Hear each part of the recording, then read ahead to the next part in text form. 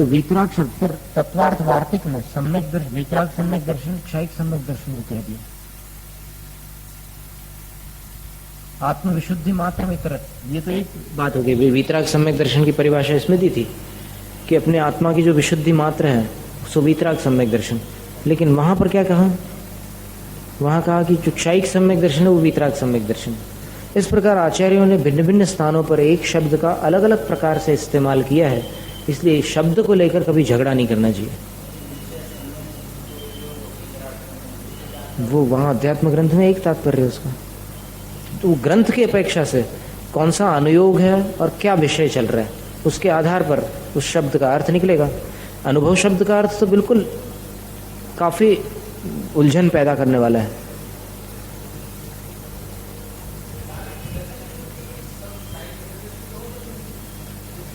हाँ, अनिवार्य नहीं है। दर्शन विशुद्धि जो होती है वो क्षयोपशमिक सम्यक दर्शन में भी हो सकती है, औपशमिक में भी हो सकती है, क्षयिक में भी हो सकती है। तीनों भेद दिए हैं।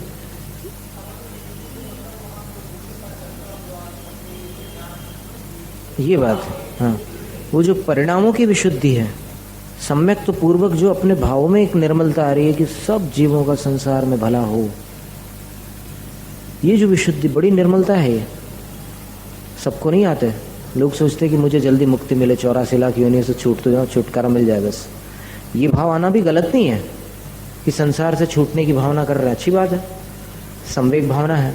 लेकिन सारे जगत का कल्याण हो, सब जीव इस संसार से पार लग जाए, ऐसी वहाँ क्षेमम सर्व प्रजानाम प्रभुत्व बलवान धार्मिक, सबके हित की भावना करना, ये और बड़े दिल की अपेक्षा रखता है। इसलिए क्षयिक सम्यक दृष्टि बहुत से होते हैं, पर उनमें कुछ तीर्थंकर प्रकृति को बंद करने वाले होते हैं। वैसे क्षयोपशमिक सम्यक दृष्टियों में भी सारे सम्यक दृष्टि तीर्थंकर प्रकृति का बंद नहीं करते। कोई बिरला जीव ही 16 कारण भावनाओं में से पूरी की पूरी 16 अथवा कुछ कम भावनाओं द्वारा सम्यक तीर्थंकर प्रकृति का बंध बांध सकते हैं, बांध सकते हैं।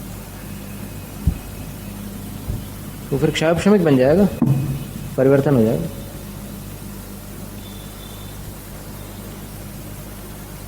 फिर 12वें गुणस्थान का नाम क्षीण कषाय वीतराग छद्मस्थ सयोग केवली, 13वें गुणस्थान का नाम अयोग केवली, 14वें का चेती। इस तरह 14 गुणस्थान के नाम बता दिए। नाम कल आपने देखे भी थे। एतेषाम एव जीव समासानाम, इन्हीं जीव समासों का, इन्हीं जीव समास यानी इन्हीं गुणस्थानों का निरूपणार्थम, निरूपण करने के लिए यानी विस्तार करने के लिए 14 मार्गणा स्थानानि जिनियानि, 14 मार्गणा स्थान भी जानने योग्य होते हैं। गतीन्द्रिय काय योग वेद कषाय ज्ञान संयम दर्शन लेश्या भव्य सम्यक्त संज्ञाहारका इति। कल लिखा थे आपने 14 मार्गणाएं। तो 14 गुणस्थानों को 14 मार्गणाओं में विस्तार से जब समझा जाता है तब जीव के बारे में बहुत अच्छी जानकारी हो जाती है। तो अब आगे सत्प्ररूपणा का वर्णन किया जाएगा। अभी तो उसकी भूमिका बनी है। भूमिका ऐसी है कि 14 गुणस्थानों का 14 मार्गणाओं में विस्तार किस प्रकार होता है वो बताएंगे। सामान्य में तो 14 गुणस्थान बता देंगे, फिर विशेष में 14 मार्गणाओं के साथ उन गुणस्थानों का विस्तार बतलाएंगे। तो ये विषय एकदम शुद्ध सिद्धांत का विषय हो जाएगा। और देखो कितना समझ में आ पाता है, कितना नहीं आता, वो एक अलग विषय है। लेकिन श्रद्धा के साथ सुनना, और हम भी कोशिश करते हैं कि जितना अधिक समझ में आए श्रोताओं को वैसा वर्णन करें।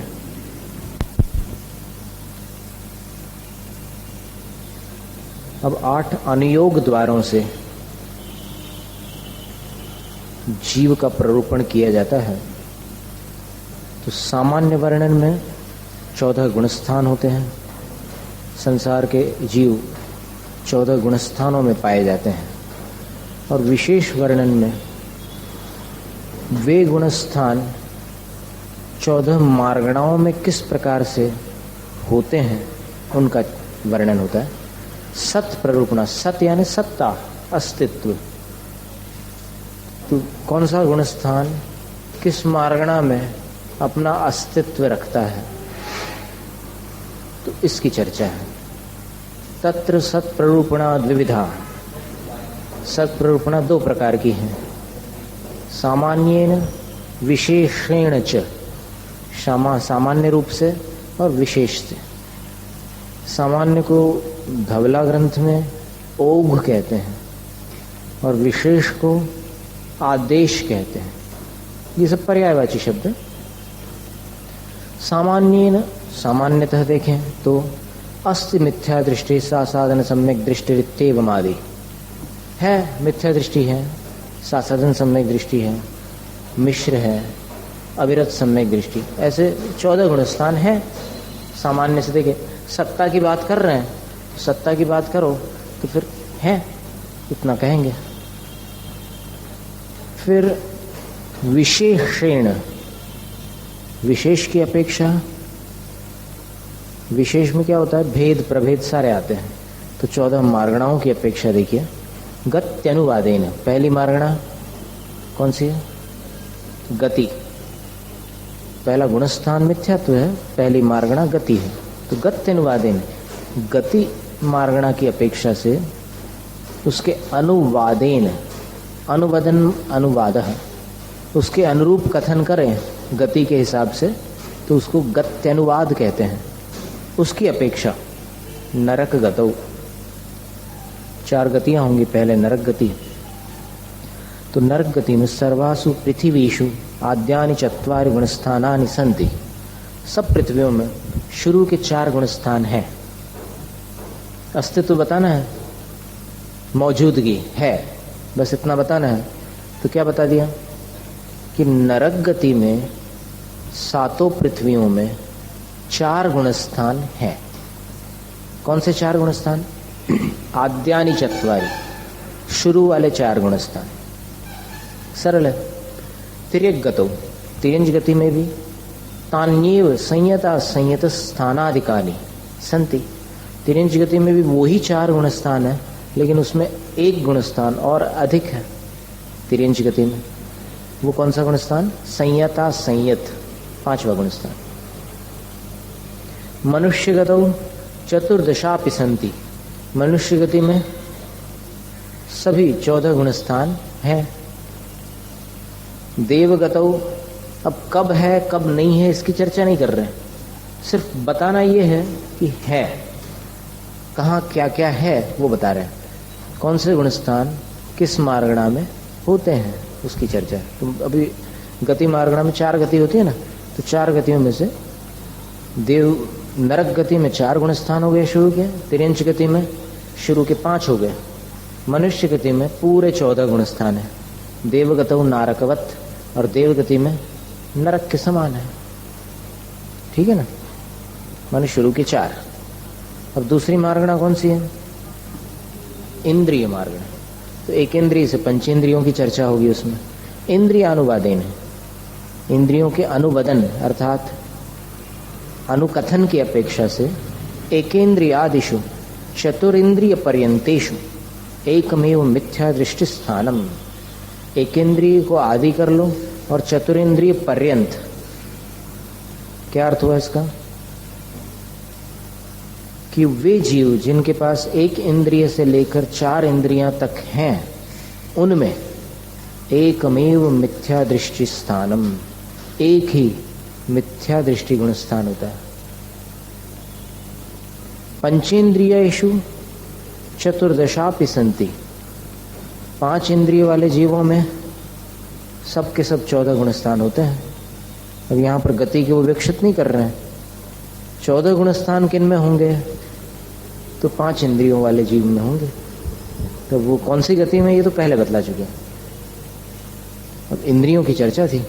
कायानुवादेन, और काय के अनुवदन अनुकथन की अपेक्षा पृथ्वी कायादि वनस्पति कायांतेषु एकमेव मिथ्या दृष्टि स्थानम। कायानुवाद की अपेक्षा 6 काय है ना, 5 स्थावर और 1 त्रस। तो पृथ्वी काय को आदि ले लो और वनस्पति काय को अंतिम बना दो, तो पृथ्वी, जल, अग्नि, वायु, वनस्पति। तो इन 5 काय वाले जीवों में एकमेव मिथ्या दृष्टि स्थानम, एक ही गुण स्थान है मिथ्या दृष्टि। त्रस्कायिकेषु चतुर्दशापि सन्ति, त्रस्काय वालों में सभी 14 गुण स्थान हैं। कहां पर है इसकी बात पहले बतला चुका है, मनुष्य गति में। अब मनुष्य भी तो त्रस जीव है ना। योगानुवादेन, अब योग का अनुवादन करें उसकी अपेक्षा। त्रिषु योगेषु, कितने योग हैं? मन, वचन और काय। तो त्रिषु योगेषु, 3 योगों में, तीनों योगों में 13 गुणस्थानानि भवन्ति, 13 गुणस्थान होते हैं। ततः परम अयोग केवली, और 14वां गुणस्थान जो है 13वें से आगे वाला, वो अयोग केवली गुणस्थान है। तो वहां मन, वचन, काय की प्रवृत्ति ही नहीं है।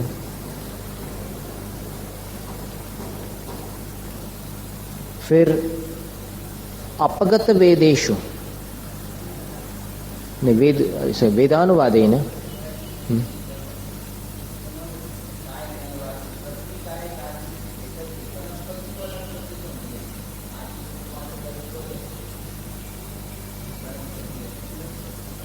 नहीं, वो आदि के साथ में अंत को भी बतला देते हैं ताकि सुगम हो जाए वो।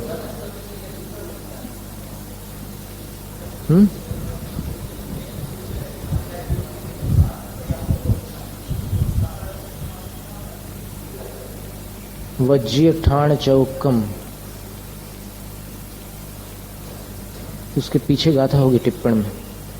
प्रभाचंद्र आचार्य जी की टीका देखिए, उसमें एक गाथा आती है, वज्य ठाण चौकम।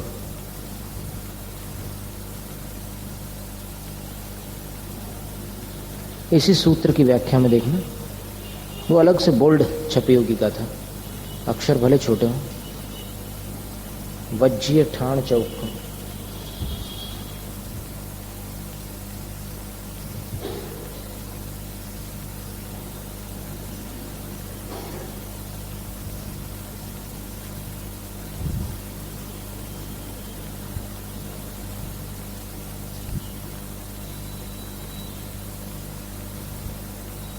आगे पीछे कहीं भी देख लो, इसमें मिल गई।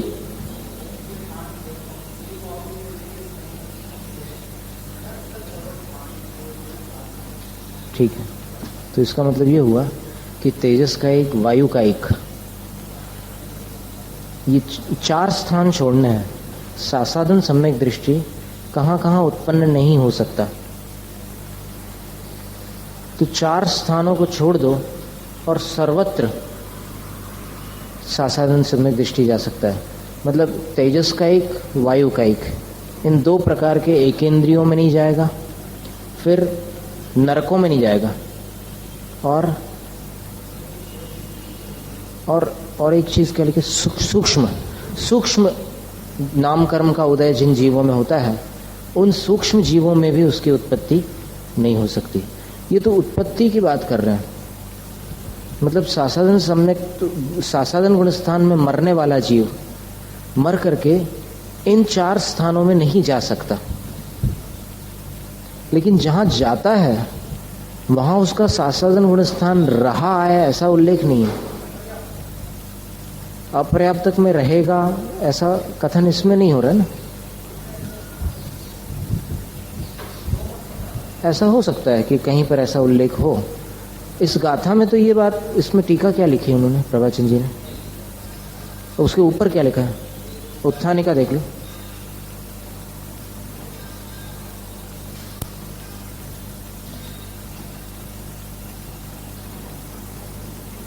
वज्य ठाण चौकम,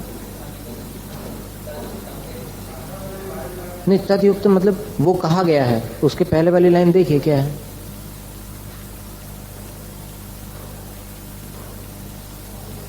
बस उसी के ऊपर वाली लाइन पढ़ लो।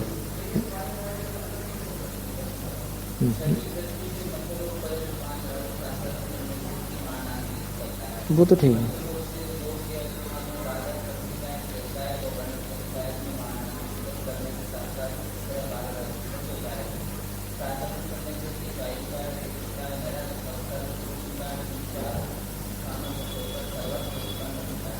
ठीक है, बस बस बस हो गया। हो सकता है किन्हीं आचार्यों ने अपर्याप्त अवस्था में ये सासादन गुणस्थान माना हो, अन्यथा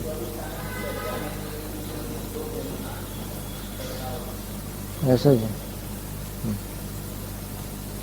लेकिन इसमें तो ये लिख दिया है क्लियर कि एकेंद्रिय आदिशु चतुरेंद्रिय पर्यंतेषु एकमेव मिथ्या दृष्टि स्थानम। 5वीं लाइन देखो,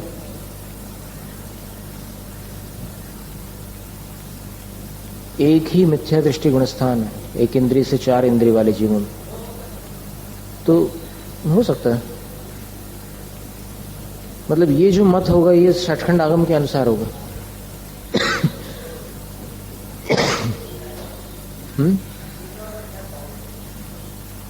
कषाय पाठ में ही ये चर्चा, या कर्मकांड में हो सकता है, जीव कांड कर्मकांड में हो सकता है।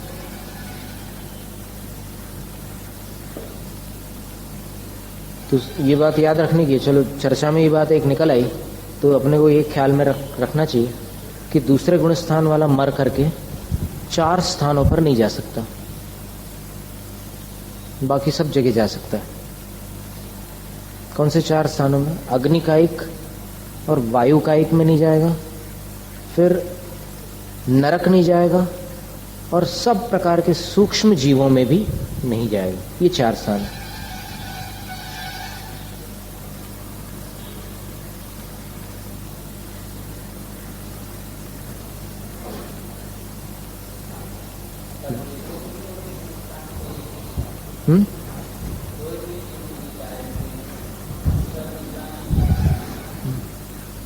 तो वो मतलब विचारणी बात हो जाती है ना फिर।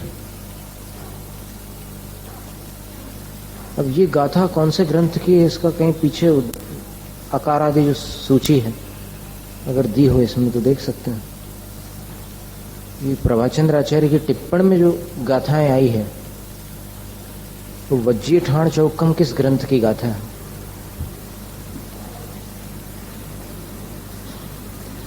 ये स्वाध्याय इसी प्रकार चलता है, खोजबीन करते हुए, तब जाकर के थोड़ा थोड़ा सीखते जाते हैं आगे का।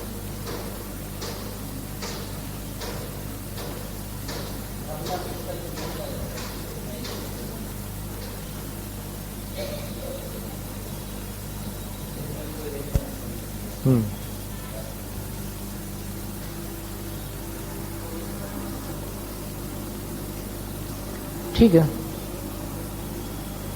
मतलब वो गाथा का भी एक उल्लेख है, इतना अपने को ख्याल में रखना चाहिए। और जैन शास्त्रों में ही उल्लेख है, इसका मतलब वो भी कोई परंपरा है। यहां तो कह रहे हैं वेदानुवादेन, अब वेद मार्गणा है। त्रिषु वेदेषु, 3 वेदों वालों में, 3 वेद वालों में मिथ्या दृष्ट्याद्यनिवृत्ति बादरांतानि संति।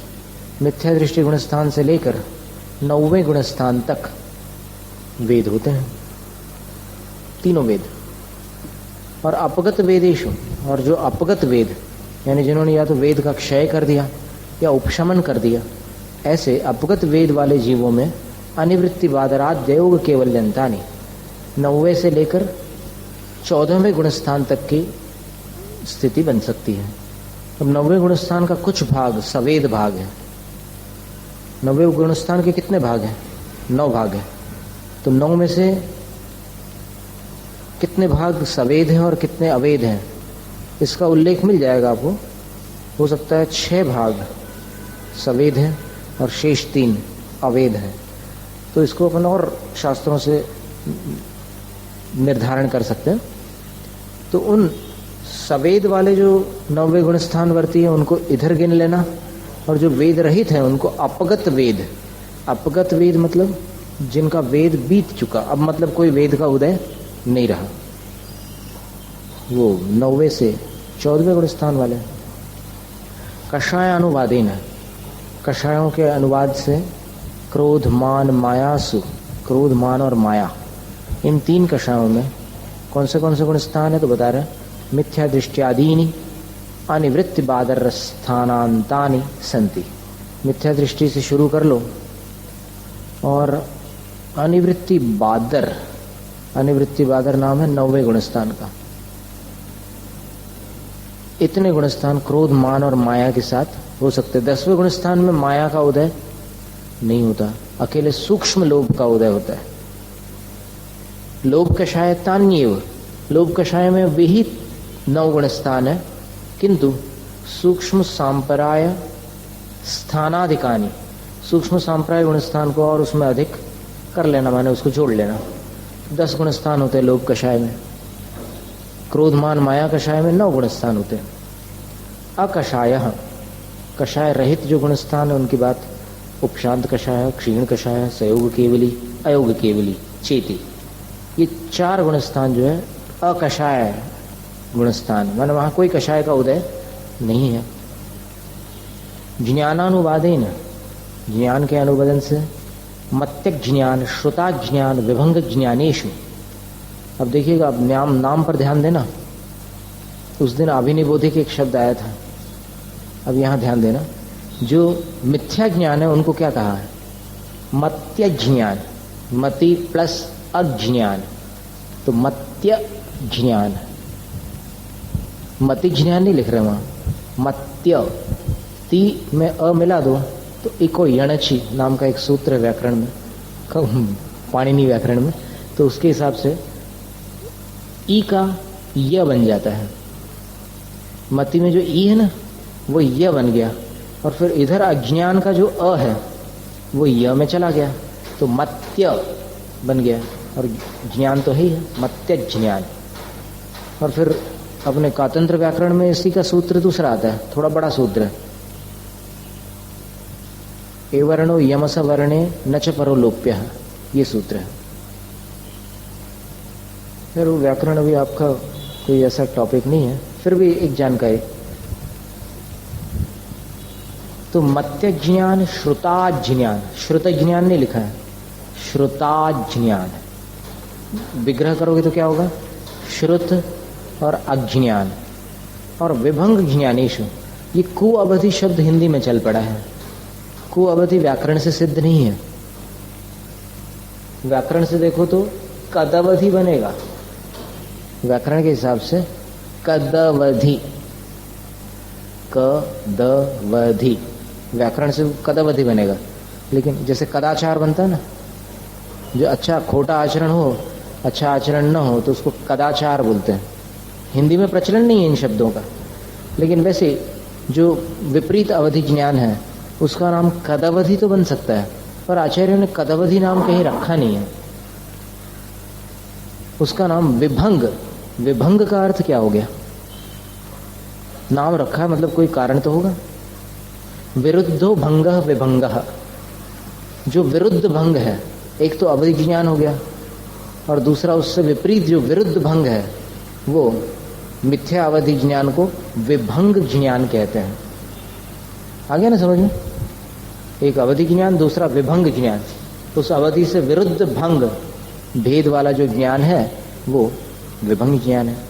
तो माने ये 3 मिथ्या ज्ञानों में, मिथ्या दृष्टि, सासादन सम्यक दृष्टि चास्ति, ये 2 गुणस्थान है।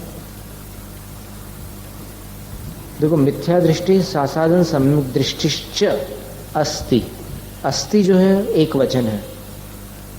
थोड़ी सी व्याकरण की चर्चा कर रहे हैं हमसे, थोड़ी मजेदार बात है क्या? नहीं तो फिर मिथ्या दृष्टि सासादन सम्यक दृष्टि दीर्घ कर देते, द्विवचन करते तो, और स्तः ऐसा लिख देते द्विवचन में।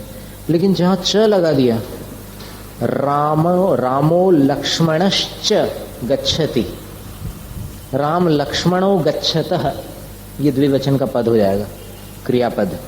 लेकिन यहां पर च लगा देने के कारण चास्ति एक वचन है। गुणस्थान कितने हैं? 2। लेकिन भाषा में जो प्रयोग किया गया है एक वचन का किया गया है।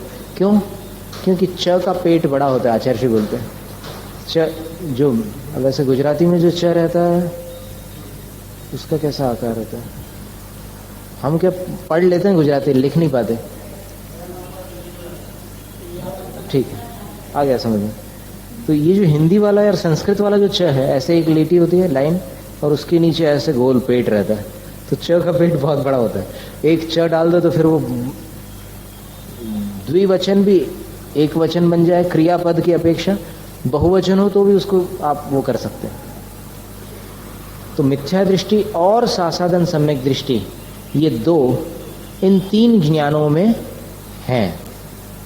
अर्थात मत्यक ज्ञान, श्रुता ज्ञान और विभंग ज्ञान, ये तीन अज्ञान शुरू के दो गुण स्थान वाला होता है।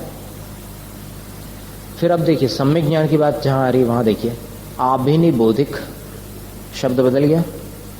ये आभिनिबोधिक जो होता है मिथ्या नहीं होता, ये सम्यक ज्ञान का ही पर्यायवाची शब्द। आभिनिबोधिक श्रुतावधि ज्ञानेषु, आभिनिबोधिक श्रुत और अवधि ज्ञानों में असंयत सम्यक दृष्टियादीनि क्षीण कषायांतानि संति, चौथे से 12वें गुणस्थान वाले गुणस्थान होते हैं। मन पर्यय ज्ञाने, मन पर्यय ज्ञान में कितने गुणस्थान हैं? बोले प्रमत्त संहितादय क्षीण कषायांताः संति, छठे से लेकर 12वें गुणस्थान है। किसमें? मन पर्यय ज्ञान। तो मन पर्यय ज्ञान मुनि पद से नीचे हो नहीं सकता। केवल ज्ञाने, केवल ज्ञान में कौन से गुणस्थान? सयोगो योगश्च, सयोग और अयोग 13वां और 14वां गुणस्थान होता है। तीसरे गुणस्थान की चर्चा नहीं की है, बल्कि अन्यत्र उसका विषय ऐसा निकला है, तान्येव ज्ञानानि अज्ञान मिश्राणि। क्या तीसरे गुणस्थान में वही ज्ञान और अज्ञान दोनों मिक्स है, इसलिए उसको अलग से नहीं बता रहे। मिश्र गुणस्थान में सब मिक्स, उसमें मरण नहीं होता। कई लोग सोचते हैं कि चलो फिर तीसरे गुणस्थान में चले जाए, मरने से बच जाए, लेकिन तीसरे गुणस्थान का काल बहुत छोटा है, अंतर मुहूर्त। और कितनी बार जाओगे तीसरे में? और जाते जाते पहले ही अगर कुछ हो गया तो हो गया, खेल खत्म। इसके आगे संयम मार्गणा है। ज्ञान मार्गणा हो गई, अब संयम मार्गणा। संयमानुवादेन संहिता प्रमत्तादयो योग केवल न्यंता। संयत जो होते हैं संयमानुवाद की अपेक्षा, वो प्रमत्त गुणस्थान को आदि लेकर अयोग केवली पर्यंत, माने पूरे 14वें गुणस्थान तक वो संयत होते हैं। और संयत का ही एक पर्यायवाची शब्द मुनि है ना। इसलिए अभी एक पुस्तक थी जैन सिद्धांत प्रश्नोत्तर रत्नमाला, उसका 5वां भाग, उसका 8वां अध्याय, उसमें उन्होंने एक प्रश्न किया कि मुनि के कौन से गुणस्थान होते हैं, तो उन्होंने चौथे से 12वां गुणस्थान बताया, चौथे से 12वां गुणस्थान। और फिर उन्होंने अगला प्रश्न ये किया कि इसका कोई शास्त्र प्रमाण है, तो शास्त्र प्रमाण उन्होंने राजमल पांडे जी की जो ढूंढारी टीका है समयसार कलश पर, वो दे दिया। लेकिन उस प्रमाण में कहीं ये सिद्ध नहीं हो पाया कि चौथे गुणस्थान से 12वें गुणस्थान तक मुनि होते हैं। तो यहां तो बिल्कुल क्लियर आया ना, प्रमत्तादयो अयोग केवल लेंता। वो अंत के 2 गुणस्थान छोड़ दिए उनने, केवली और अयोग केवली के, 13वें 14वें गुणस्थान के। लेकिन ऐसा नहीं है, सिद्धांत की अपेक्षा देखें तो मुनि जो होते हैं वो छठे गुणस्थान से लेकर 14वें गुणस्थान तक ही होते हैं, छठे के नीचे नहीं हो सकते। फिर इस पर एक विद्वान थे, महाराष्ट्र के एक अच्छे माने हुए विद्वान हैं, तो उन्होंने बोला कि ये सामायिक छेदोपस्थापना द्रव्य से जो मुनि है लेकिन अंदर से चौथा गुणस्थान, मुद्रा मुनि की है लेकिन गुणस्थान चौथा है, उनको होने में क्या आपत्ति है। लेकिन सामायिक और छेदोपस्थापना सकल चारित्र के 5 भेदों में से भेद है। तो जब चौथे गुणस्थान में सकल चारित्र का ही अभाव है, द्रव्य चारित्र को सकल चारित्र थोड़ी कहते हैं। द्रव्य चारित्र जो है माने बाह्य मुनि मुद्रा और पंच महाव्रत, इसको वहां पर विवक्षित नहीं कर सकते संवर निर्जरा के प्रकरण में। वो तो फिर अभव्य मुनि के पास भी हो सकता है, मुनिपद हो सकता है कि नहीं। अंतिम ग्रीवक लो की हद पायो अनंत वीर, ये तो भव्य अभव्य दोनों जा सकते हैं अंतिम ग्रीवक तक अनंत बार।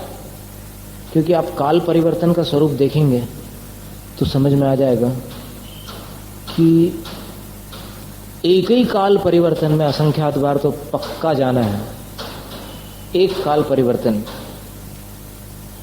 क्योंकि काल परिवर्तन का स्वरूप बड़ा भयानक है। जगन्य आयु से लेकर के उत्कृष्ट आयु तक एक एक समय बढ़ाते बढ़ाते बढ़ाते बढ़ाते जब पूरा सब काल की स्थितियां, आयु की सब स्थितियां जब वो प्राप्त कर ले क्रम से का मतलब जैसे अभी मनुष्य आयु में